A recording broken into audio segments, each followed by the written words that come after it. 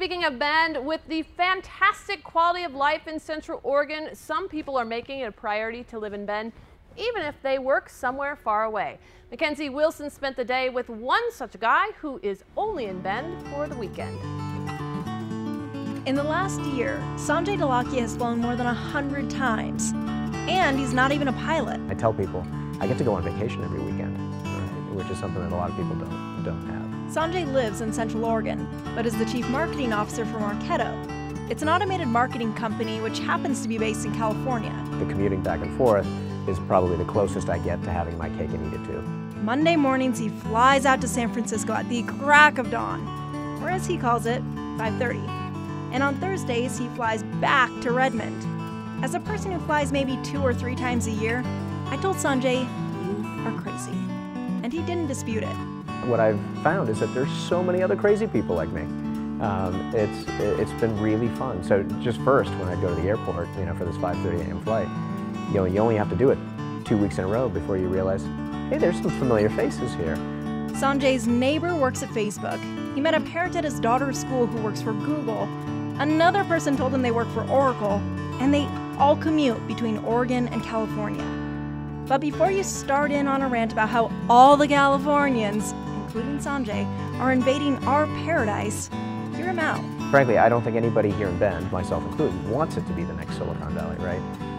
But what some really forward-thinking people, like the founder of Seven Peaks Venture Fund and some others believe, and I believe, Bend could be the next Boulder. A great lifestyle-oriented community with really interesting people, a really diverse community that has, with the university coming here, has a talent pool that could seed a really vibrant technology company. While there are perks to living a double life of sorts, Sanjay says it isn't always easy. But technology has made him feel closer to home, even when he's more than 500 miles away. My wife will post something on Facebook about what they're doing with the kids, and I feel like I'm right there. I don't feel like I've missed a beat. He is such an all-star frequent flyer. He's even figured out how to beat the most, in my opinion, annoying thing about going to the airport: dragging a jam-packed, too heavy carry-on through security. His secret? Just don't bring one.